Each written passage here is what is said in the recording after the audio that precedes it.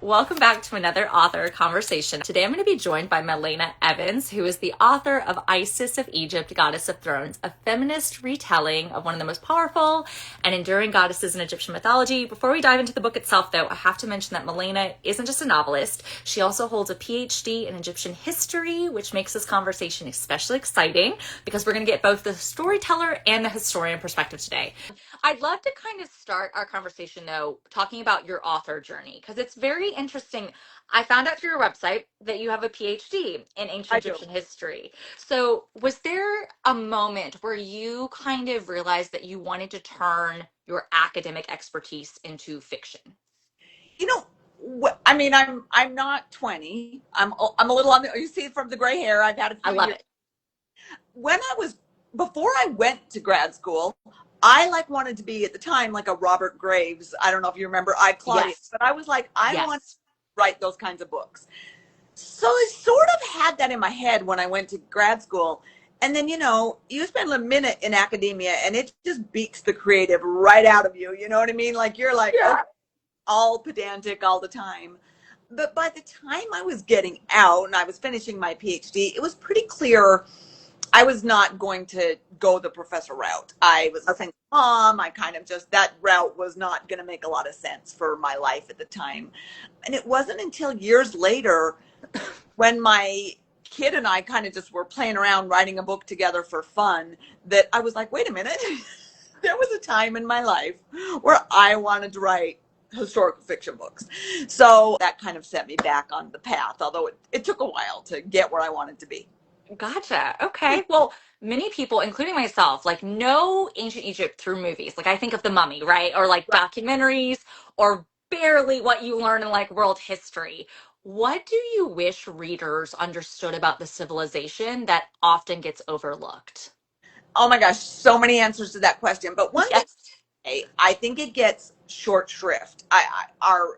The way we tell time, the writing system, they gave us so much, and I think our Eurocentric learning kind of makes us think it all started with Greece and Rome. And I first went back to get master's degree in Greek and Roman history, and when Okay.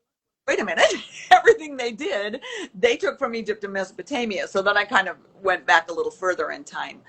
The time from when the pyramids are built to when Cleopatra dies is greater than the time from Christ to us. I mean, he Oh. is sort of reigning supreme for millennia.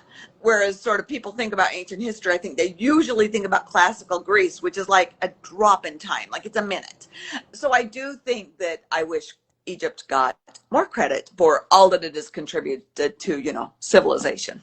My mind is kind of blown because I did not realize when you did that Yeah. comparison. I'm like, that puts it in Yeah. perspective because you're Yeah. right. Like Egypt, I know about Cleopatra, I know about that, but this book specifically, I had to go back and I was like, wow, there's a lot I don't know and never Right. knew I didn't know, Yes. which was interesting because you just Greek and Roman myths get the spotlight like a Right. lot of the Right. time. So I'm glad you're making Egypt kind of in the spotlight for once. You So know, that's nice. Greek myths kind of do deserve the spotlight because one thing the Greeks did better than the Egyptians or even the Romans, I think, was storytell their myths. I mean, it would be hard to write this kind of book about all of the Egyptian gods. I mean, really, Isis, Horus, Osiris, maybe Nephthys. I mean, you could write it from other points of view, but I'd have a hard time writing a book about Hathor or Mut or something. There's just no Oh, story there to scaffold, an entire right. novel. I mean, maybe someone else could. That would be hard for me. No, that's a really good point. I never thought about that. When you're writing, though, do you kind of approach the story as a historian or a novelist? Like, how do you balance the two? Yeah, it was easier in this book. My last book was real history. This is pure fantasy. I didn't say anything. I didn't have to know what monuments were around at what time. Right. Time. There's no place. It's all just sort of fantastical. So this was easier. I'm always trying to approach it from a storytelling point of view and kind of tame the historian and then come back later and make sure I didn't do things Right. because I just have more depth of knowledge and experience as a historian than I do as a novelist. Mhm. It was easier with this book. It was more fun. I felt a little freer to sort of just go where it took me. I wanted to honor the myths, but the truth is, the myths that this is built on there's some that are inside the pyramid text, like this text inside the Oh, reference this story. Some of it was, the whole section where she goes to Byblos. That's really kind of a Greek thing that overlaps with Demeter and Persephone's story. So I was just agnostic about where the bits and bobs came from, but I did at the same time want to make sure I was honoring the culture and being, doing it right. I definitely think that comes across as like a reader from a reader perspective. I think you did do it justice. It seemed I just learned so much and it seemed very respectful as far as like how you phrased everything. So I do want to talk about your newest book, Isis of Egypt, Goddess of Thrones. For readers who, like me, may have not ever heard of Isis, how would you introduce her as a character? So Isis is, I think, the longest lasting Egyptian deity. She is worshipped not just into the Roman times. They finally, in the Christian period, kick her worshippers out of Rome. Um, Gotcha. is worshipped still in some places today. There are Wow. temples of Isis in the world at this very moment. So she's a long-lasting deity. And in fact, the very common pictures of Marion the Babe, where he's sitting on her lap, are taken from the pictures of Isis and Horus. There's a million of them. Oh, And I don't just mean that as a symbol that is adopted by Christians in an attempt to kind of pull the remaining pagans over and make them feel more comfortable. There are actual images of the two of them that get kind of recast. So I mean it in literal ways as well. So, but I think the bit about her cult that is important, and one of the reasons she is so enduring, is because she's an empathetic character. She suffers a lot of loss, and most yes. don't suffer loss. And when they do, they usually turn into monsters, particularly the women, you know what I mean? Something bad happens to them, so they grow snakes and turn people into stone or something. Yes. Where she has these bad things, just kind of perseveres and perseveres. Right. So I think that her story is a story of loss, of empathy, of perseverance. In my telling, it's also sort of, I'm also kind of here trying to bridge the ancient world and the modern world by tying together what I think of as the quintessential theme of ancient Egypt. Everything to them was about chaos versus order. And that feels pertinent right now. So I was going Yes. to pull a little of that in. But that's not That's the ancient myths. That's more sort of my addition. That's when you say that, I'm like, no, I can totally see that now that you say it, because it was all about chaos, darkness, light, order, especially when you're dealing or when you see the narrative of the gods talking about the mortals. Because Yeah, I was wondering, I was like, where are the mortals? And then they come in, and I'm like, oh, this is an interesting dynamic as far as like how are they created? Because every yeah, religion, mythology has a creation right, story for human beings. And I've never thought about how Egyptians would tell that. And it was very interesting and different from like your traditional Greek right, mythology or Norse mythology. right. They Um, have multiple creation stories. This is one. Um, oh, they have several creation stories. And the thing about Egyptians, like for us, it's like, well, you have to have a story and stick with it. They don't really categorize the way do. They're like, I don't know, I'm a cow, I'm a goddess, I'm a cow-headed goddess, whatever. I can be all these things, yes, I'm Ray, I'm a tomb Ray. Is it one god? Is it two gods? Is it three gods? They wouldn't ask. So I don't think it bothers them that there's varying versions of the creation myth. But I did want readers to know from the jump, and sort of the first line in the book is, in the beginning there was chaos, because I wanted to just flag, this is a creation story. This is one of their creation stories. And I wanted you to know from the jump that's kind of where we're at. that was very clear. So check on that front for you as a writer.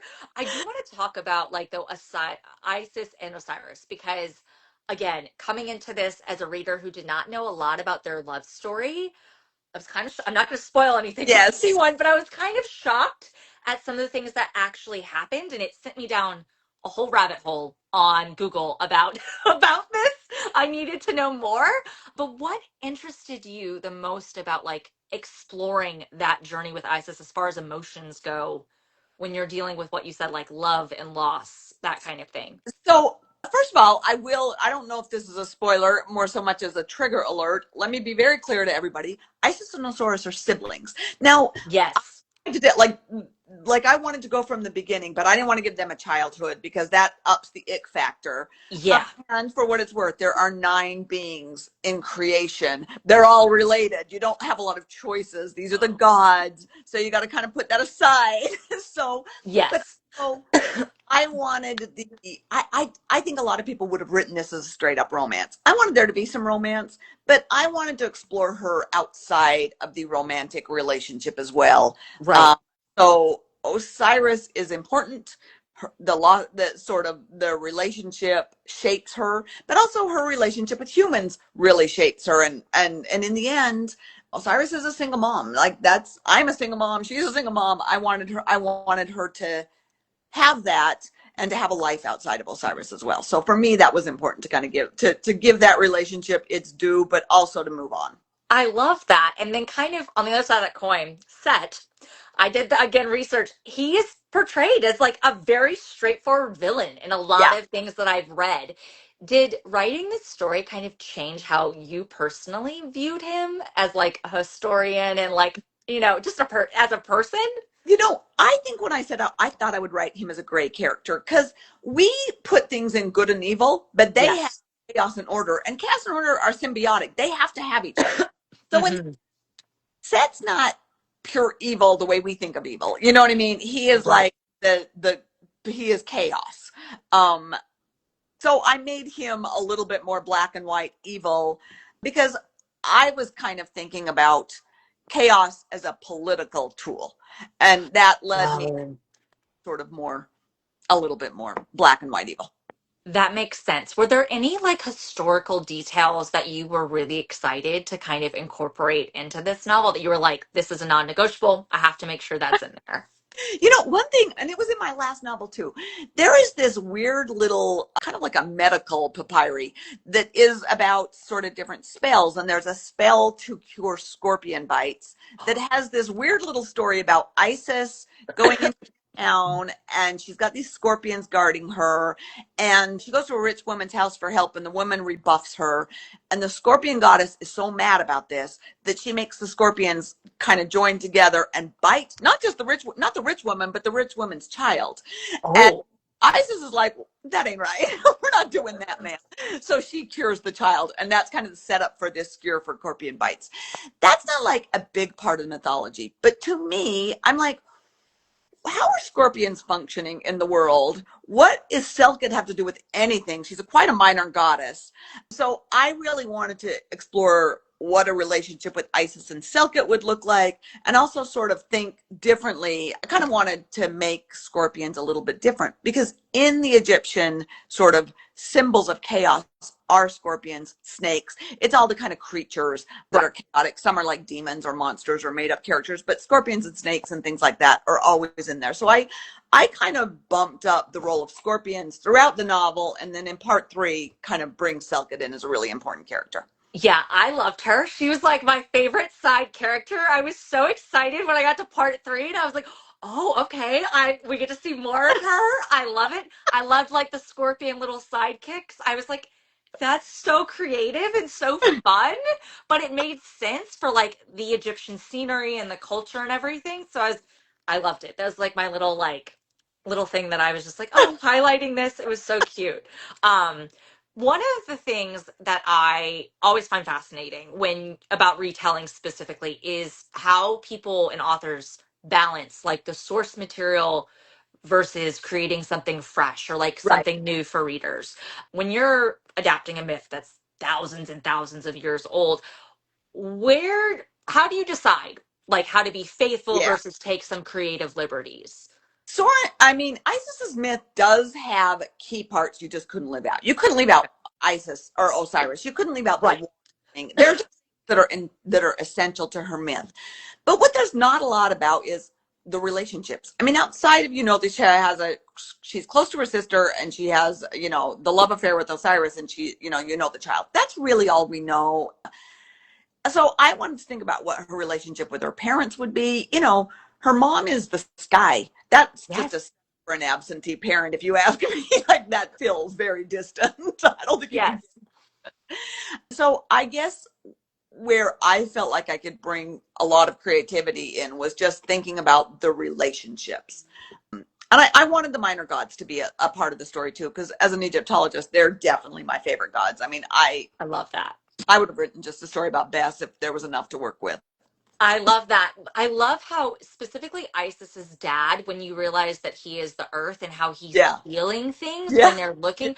I thought that was so creative that I was like, of course he would be feeling like the vibrations and when people are toiling the Right. soil and like that. I was like that, of course he would be, but I never thought about it in those kind of terms. So I love how you made it like creative and like, historical fantasy, but it felt very true. I was like, of course, like why wouldn't he be feeling those things? Right. So fun to just be like, wait, where would he live? What would that look like? Where would Selkit live? What would that look like? Where would the mom live? What would that look like? I mean, I thought now we know a tomb lives on the Benben in a pyramid shaped house. That was kind of from sources.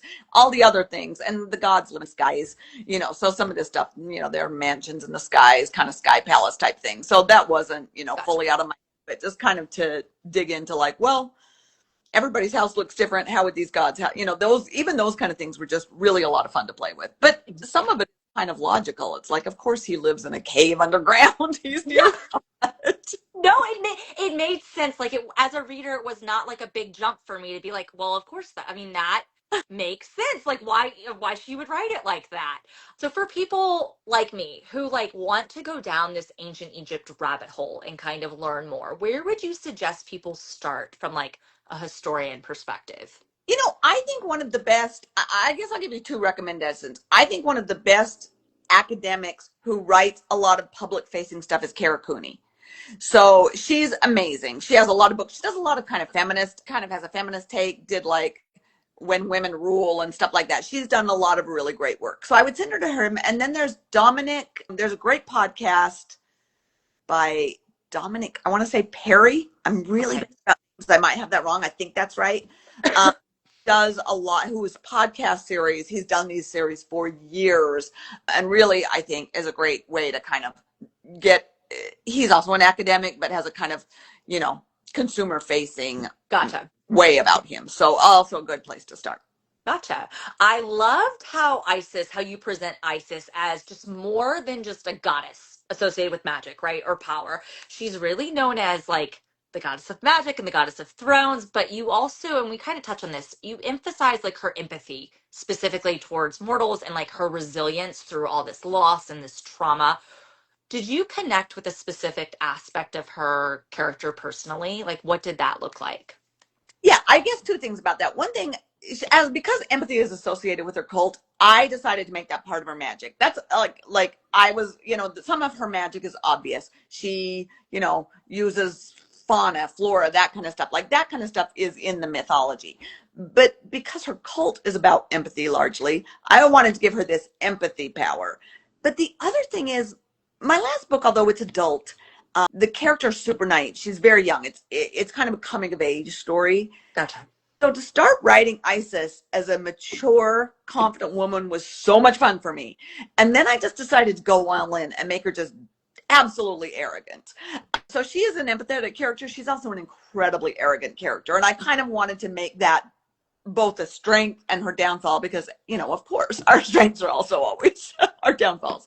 So her confidence leads her astray, but it also is useful at times. That makes so much sense and is so human. Doing even she's a goddess, it's a very human kind of correlation where like of course a goddess would have a weakness too. They're not just, all powerful. So I love that kind of humanization of her. But throughout history, women in positions of power, normally goddesses, are often misunderstood. We kind of touched on Medusa Yeah. earlier, and they're misrepresented. Did any of those kind of ideas influence how you portrayed Isis in the You know, story? because people keep calling this a feminist retelling, I would say I'm a very progressive, and that voice is throughout this book, and I don't think you could miss it. If anything, Right. I was preachy, and I said to my editor, "Do you think I'm being preachy?" And she's like, "No, girl, you go." So all right. But to me, a feminist retelling is a Medusa story where somebody has been maligned by history, and then Right. you flip the lens, and you're like, "Oh, wait, that's not the way I see her." I don't really feel like Isis has been maligned by history in that way. I think history has kind of adapted her cult, her messaging, and sort of used it in what has followed. So I didn't really feel like she needed me to come in and be like, no, you all have her wrong.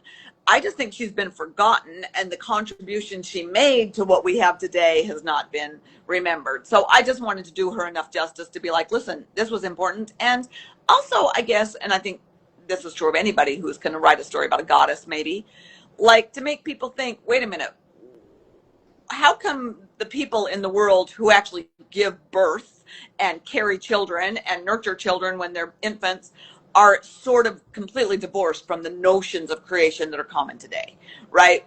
How does that happen? Because that wasn't always true. And before there were polytheistic deities, there was a very likely monotheistic civilization for a very long time, and that god was probably a woman based on sort of what we get from that Right. ancient history. So, just a reminder to people that God wasn't always just one guy, Yep. and maybe that matters in sort of how we think about gender and power and equality and equity and, sort of what we're all bringing to the table. So I don't, Awesome. if you want to call it feminist in that sense, yes. Okay. No, I'll go with that. I'll go with that. I love your answer though. That's such a good one. Was there a particular scene or chapter that was like really difficult for you to write as like either from a historical lens or just personally that was kind of sticking for you? Um, I am not like I don't read romance. So, and I did want there to be some sexy times in the book. That did not come natural to me, and they're not very explicit. I mean, this is not. No. It's somewhat chaste, my sexy times, but I did want that to be in there, and maybe somebody else could have made that a little more engaging, but I just wanted it to be there enough. And the other thing I think is, when you get to relationships like this, where she confronts her mother, that was something I kind of felt in my soul. I mean, we all come to this with our own experiences, our own life. And so, yes, there were times where I was like, okay, I need to just go take a nice walk in nature and think about how those kind of things feel in my body and then sort of put them in her body a little bit. So, I love that. I love that. Before we get into some questions that were sent to me by some of my followers, I do okay. have a few fun questions I always ask authors. What is your writing beverage of choice? Oh, coffee. So easy. How do you take it? I need to know your coffee Oh, order.